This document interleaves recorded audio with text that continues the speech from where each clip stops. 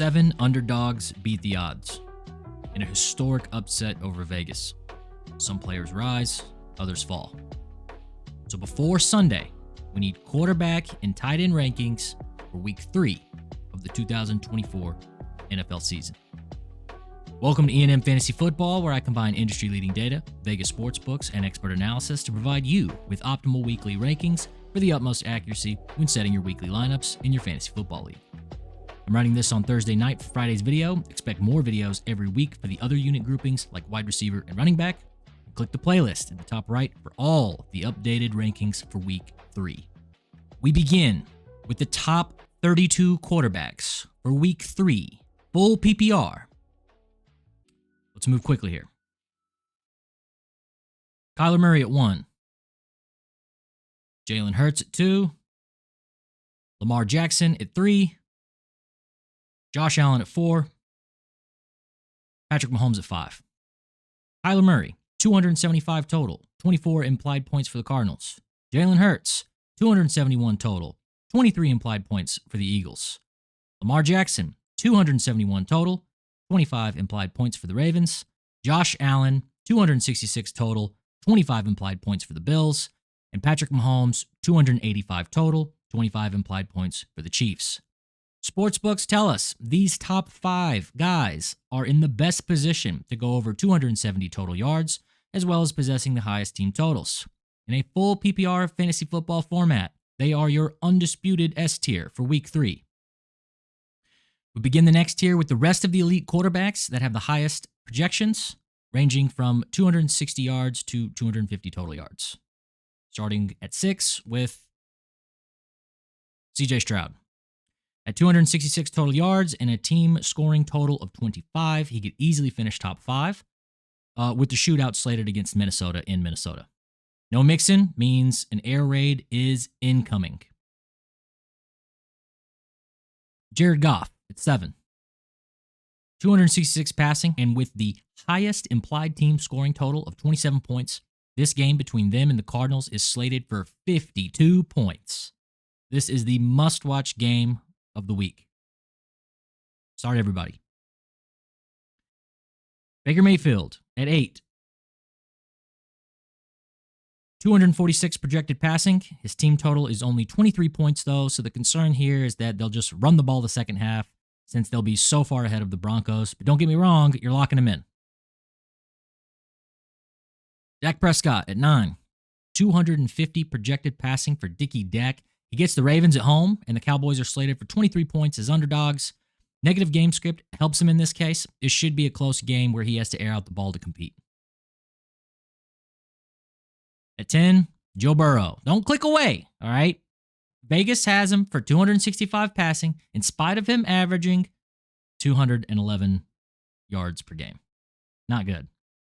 The thing to pay attention to here, though, is that the Bengals' implied scoring total, they're up for 28 points against the Commanders on Monday night. So hang in there, okay? Hang in there. And at 11, his opponent, Jaden Daniels.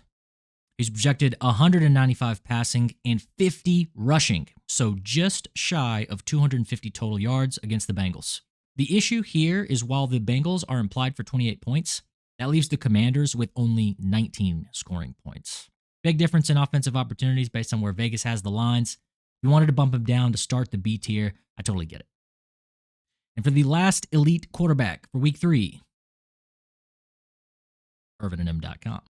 ErvinandM.com is my company my best friend and I started in 2020. We literally make everything ourselves by hand. We have earrings, rings, necklaces, bracelets, tie clips, apparel, and more. Over a dozen curated gemstones and 100 handcrafted products. If you need a gift or something special for yourself, use the promo code in the description, find something you love, and buy it today.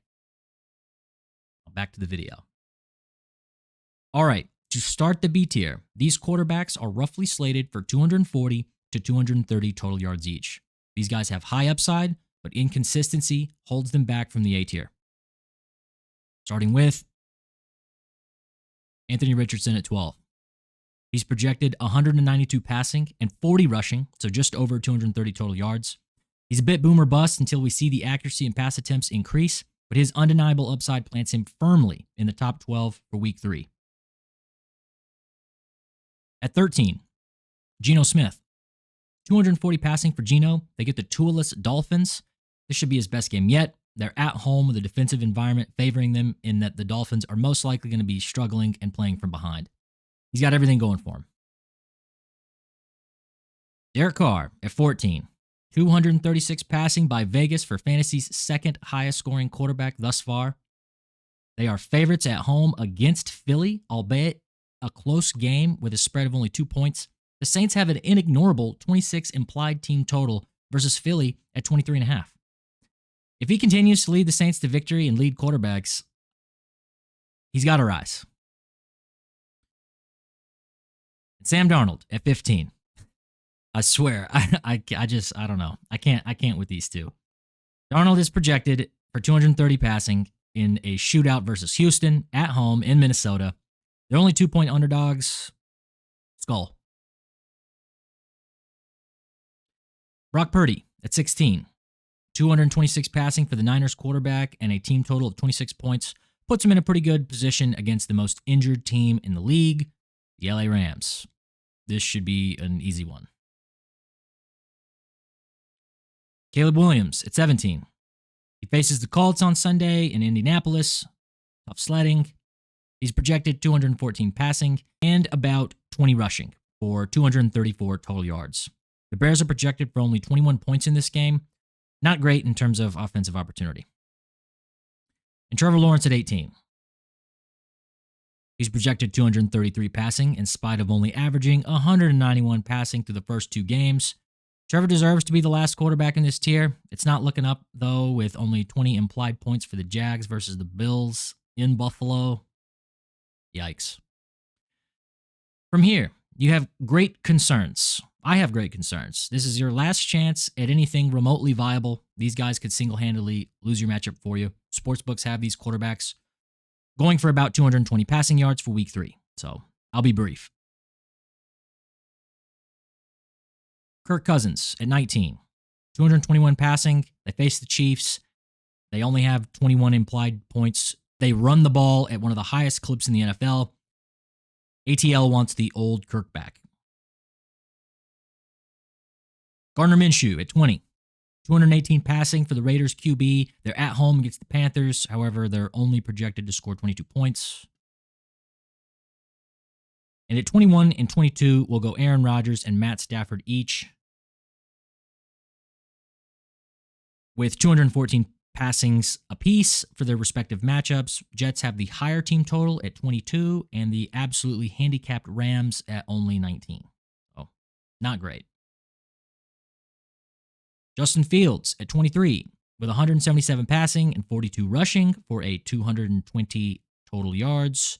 This matchup is the lowest scoring game of the week, with the Steelers only implied 18 points in a victory at home against the Chargers. Daniel Jones at 24 with 188 passing and 28 rushing for 216 total. He faces the dreaded Browns defense, and the Giants are only slated for 16 points on Sunday. And at 25, Andy Dalton with 214 passing as the new starting quarterback for the Carolina Panthers. Simmer down. Carolina is only expected to score 17 points in Vegas against the Raiders. These quarterbacks in the next tier are unstartable. Do not start these quarterbacks coming up. They are the lowest projected fantasy quarterbacks for week 3 with less than 200 passing yards. We're going rapid fire. RIP. Deshaun Watson at 26 with 201 passing yards. Justin Herbert and Mayonnaise Boy back-to-back at 27 and 28 with 199 passing yards respectively. Malik Willis at 29 with 169 total yards.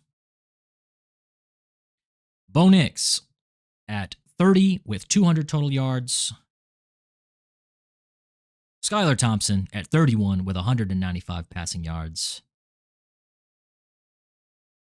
And Jacoby Brissett at 32 with an abysmal 165 passing total for the Thursday's terrible, awful primetime game. That is your top 32 quarterbacks. Now let's do tight ends. Starting off the rankings with Trey McBride, George Kittle, Brock Bowers, Sam Laporta, and Taylor Kelsey. 52 receiving for McBride, 51 receiving for Kittle with no Deebo Samuel, Brock Bowers, who I wish I drafted instead of David Njoku, with 45 receiving, and Sam Laporta with 47 receiving, and Kelsey with 48 receiving. These top 5 guys are all slated for about 50 yards. That is the highest amount for week 3, and it's not even close. They are your elite S-tier tight ends, undisputed. The next tier is for the rest of the elite tight ends, projected for about 40 receiving yards according to Vegas projections. At 6 and 7, we'll go back-to-back with Mark Andrews and Jake Ferguson. They face off on Sunday and are both slated for 40 receiving, each one in one of the highest scoring games of the week. Lock them in. And I don't care, we're going to include Hunter Henry with 35 over and under since he's been so outstanding for the Pats thus far, and we'll slot him in at 8. Is he a prime candidate for regression? Of course. But I'm not ignoring a 127 receiving yard beginning to the season for him. He's all they have, not named Ramondre Stevenson. Dallas Goedert at 9 with 39 receiving. According to Vegas, old buddy is rising. He's doing just fine. And with about 35 receiving per game so far, lock him in. He's had a pretty good start, and he's in a good environment this week. And we'll go back-to-back again with Dalton Kincaid and Kyle Pitts at 10 and 11. Both with 37 receiving projected this week in their respective matchups. This is their last chance for me before dropping off into the irrelevant tiers below. They gotta show their potential. B tier. These tight ends are the last decent, viable option before the cliff. And we're only at 12 with Isaiah Likely. With a 30 over-under, still behind Andrews, albeit in a tight end heavy scheme, it's boom or bust. And at 13 and 14, we'll do Zach Ertz and Mike Gesicki, whose performances thus far have been above expectation. They are rising quickly and can finish top 5. I expect them both to be higher in next week's tight end rankings. Make sure to have the bell on. At 15, Dalton Schultz with 29 receiving. And again, no Mixon. He could fill that role and be more productive. Not exactly wishful thinking, but it's close. At 16, Colby Parkinson with 31 receiving. I mean, who else does Matt Stafford have to rely on? I want to say it's primed for a potential explosion, but reality is nothing will probably be able to help the Rams escape the ensuing negative game script. Jonnu Smith at 17 with 30 receiving. He's another guy who has the potential, and he's played well so far, but as all of you know, he's got Skylar Thompson back there, so not good.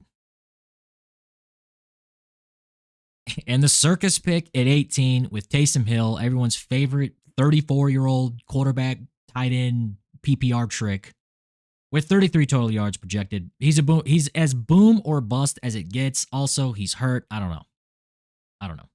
And we're at the cliff. From here, these tight ends have bad outlooks, either suffering from bad offenses or bad matchups. You feel disgusting starting them, and you are very concerned. I'll be brief.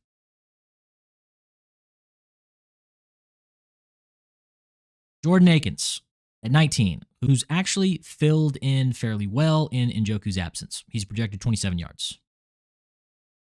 Pat Freiermuth at 20 with 25 yards with a great defense and horrible offense. Yuck. Cole Kmet at 21 with 25 receiving line and a bad offense as underdogs away from home. Gross. Noah Fant at 22 with 26 receiving for Seattle's tight end. His toes hurt. I don't know. Cade Otton at 23 with 23 receiving yards. In spite of Baker Mayfield slinging the ball over the field and passing out touchdowns like Oprah, he obviously hates Cade Otton.